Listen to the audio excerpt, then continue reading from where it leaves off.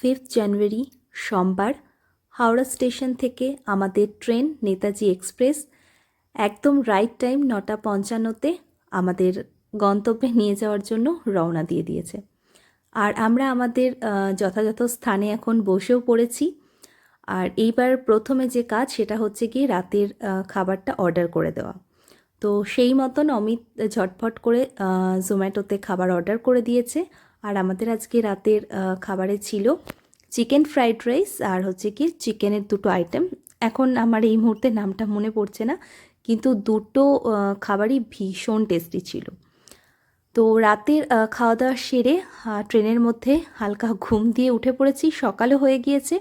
আর তোমরা দেখলেই এখন কিন্তু প্রয়াগরাজ স্টেশন ছেড়ে দিয়েছে। ট্রেনের মধ্যে সময় কাটানোর জন্য তো হইচই থেকে প্রচুর রকমের সিরিজ ডাউনলোড করে নিয়ে গিয়েছিলাম, আর তার সাথে ব্যাগ ভরে খাবার নিয়ে গিয়েছিলাম। তো সিরিজ মোটামুটি দেখছিলাম আর তার সাথে টুকটাক খাবারও চলছিল। আর আজকের দুপুরের খাবারটা ট্রেন থেকে অর্ডার করে নিয়েছিলাম। আর ট্রেনের খাবার যথারীতি যেরকম হয় দেখছই, মাটার পানির পুরো পাতলা ঝোল। যাই হোক, রাতের খাবারটা কিন্তু ভীষণ টেস্টি ছিল। অমিত কিলোবাই থেকে বিরিয়ানি অর্ডার করেছিল, চিকেন বিরিয়ানি। তো আমাদের ট্রেনটাই যেহেতু একটু লেটে ছিল ওই জন্য একটু ঘেটে গিয়েছিল, কিন্তু বিরিয়ানি প্রচণ্ড টেস্টি ছিল। ট্রেনে বসে এরকম বিরিয়ানি বাপরে বাপ ভাবাই যায় না। তো যাই হোক, আরও একটা রাত কাটিয়ে এই যে আমরা এখন পৌঁছে গেছি কালকা স্টেশন। তোমরা আপাতত বুঝে গিয়েছো কোথায় যাচ্ছি, কি করছি। আমরা চলে এসেছি এখন সিমলা যাওয়ার জন্য টয় ট্রেনে উঠবো বলে। আমাদের টয় ট্রেন আগে থেকেই বুক করা ছিল। তো সেই মতন আমরা এখন প্রত্যেকে নিজের নিজের জায়গায় বসে পড়ছি, টয় ট্রেনে উঠে পড়ছি। আর টয় ট্রেনে উঠেই কিন্তু এরকম কিছু খাবার দিয়ে দিয়েছিল, চা, কফি, ব্রেড, বাটার, আরও অনেক কিছু ছিল। তো যাই হোক, মোটামুটি খাবারগুলো সেভাবে তো খেতে পারিনি, শরীরটা একটু একটু খারাপ করছিল। টয় ট্রেন যেভাবে আঁকাবাঁকা রাস্তা দিয়ে উঠছিল, আর বাইরের ভিউ সে তো আর বলারই কথা নাই, ভীষণ ভীষণ সুন্দর। তোমরা তো সেগুলো দেখবেই, তোমরা দেখো, তোমাদেরও কিন্তু ভীষণ ভালো লাগবে। আর আমি যতটা পেরেছি সেই মতন ক্যাপচার করার চেষ্টা করেছি, কারণ আগেই বললাম আমার শরীরটা কিন্তু খুব খারাপ করছিল। তো যাই হোক, মোটামুটি আমি ক্যাপচার করেছি ভিডিও। তো ভীষণ ভীষণ ভালো লাগছিল, এত মনোমুগ্ধকর প্রাকৃতিক পরিবেশ, সেটা তো বলারই কথা নাই। আর আমাদের মোটামুটি টয় ট্রেনে যেতে কিন্তু 5 ঘন্টা লেগে গিয়েছিল। তো ঠিক আছে, এই 5 ঘন্টার অপূর্ব মনোরম দৃশ্য, তো সমস্ত ক্লান্তি, কষ্ট সব কিছুকে একদম পুরোপুরিভাবে ভুলিয়ে দিয়েছে। কি করছি না করছি আগে পুরোটা তোমরা দেখতে থাকো। আমার অনেক অনেক এই ট্যুরের ভিডিও আসতে চলেছে, আশা করছি তোমাদের কিন্তু ভীষণ ভীষণ ভালো লাগবে। আর আমারও কিন্তু ভীষণ ভালো লেগেছে।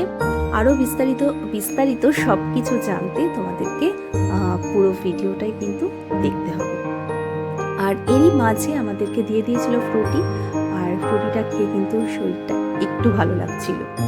তো এরপর আবারও চারিপাশের প্রাকৃতিক পরিবেশ দেখতে দেখতে এখন পৌঁছে যাচ্ছি।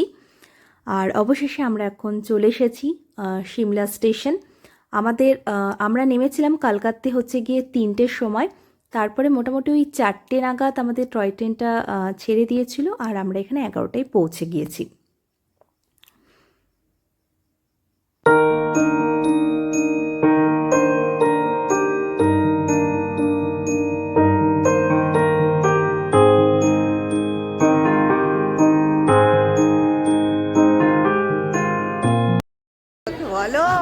এই তো আমরা কলকাতা থেকে সিমলা পৌঁছে গেছি, একদম দুর্দান্ত টয় ট্রেনে তো মানে টয় ট্রেনেই আসা উচিত। কারণ হচ্ছে টয় ট্রেনে এত ভিউ যে ভিউ দেখতে দেখতে মানে ফটো তুলতে ওখানেই সব শেষ হয়ে যাবে। আমরা 5 ঘন্টা পুরো 5 ঘন্টা ভিউতে ভর্তি। আজকে অনেক কিছু বলে দিয়েছে, হ্যাঁ দেখাচ্ছি। তো আমি ভাবলাম যে চলো ভিডিওটা শুরু করা যাক। তো hello, welcome to my channel Baharampur blogger Dona.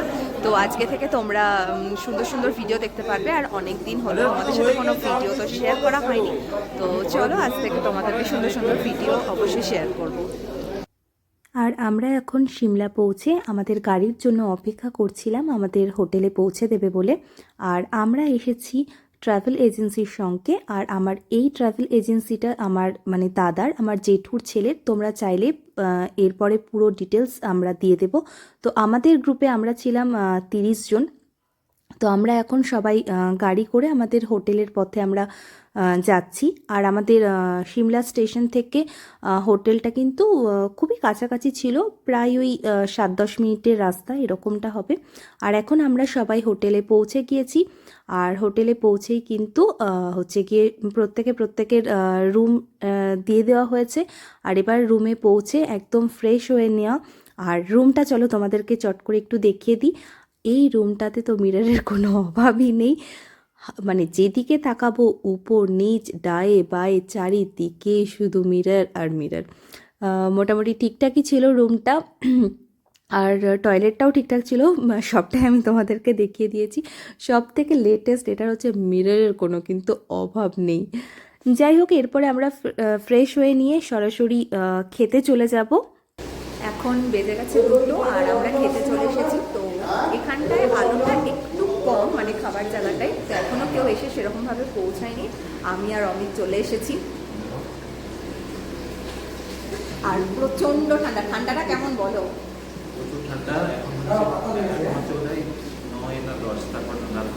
তো বাপরে, মানে ঘরের মধ্যে ছিলাম তখন বুঝতে পারছিলাম না, যে এমনি চলে যাচ্ছি না, যেই বেরিয়েছি দরজা খুলে। তো যাই হোক, এখন খাবারটা খেয়ে নেবার, তারপরে একদম রেডি হয়ে নিয়েছি, দিয়ে একদম আমরা এখানে যা যা আছে ওই সাইড সেগুলো দেখতে যাব। তো চলো আগে কী কী খাচ্ছি সেটা তোমাদের সাথে শেয়ার করছি। লাঞ্চে ছিল ডাল, আলু ফুলকপির তরকারি, ভাজা, মাছ, চাটনি। তো সবটা দেখাতে পারলাম না, যেটুকু পেরেছি দেখালাম। আর খাওয়া দাওয়াটা কিন্তু দারুণ হয়েছে। আর বুঝতেই পারছো 2টো দিন ট্রেনে কাটিয়ে এরকম ডাল ভাত গরম গরম মাছের তরকারি ভীষণ ভালো লেগেছে। আর এরপরে আমরা খাওয়া দাওয়া সেরে একটুখানি রোদ্রে আসার জন্য হোটেল থেকে একটু বেরিয়ে এসেছিলাম। আর তারপরে একটু ম্যালোরের দিকে যাব। আরও কোথায় কি যাচ্ছি সেগুলো তোমরা পরবর্তী ভিডিওতে দেখতে পারবে।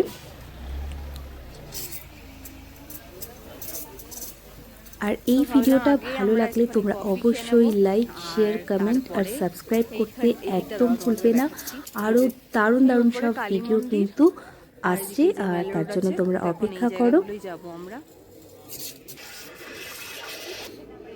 আর এই ভিডিওটা এটুকুই রাখলাম, আবার খুব তাড়াতাড়ি তোমাদের সঙ্গে দেখা হচ্ছে।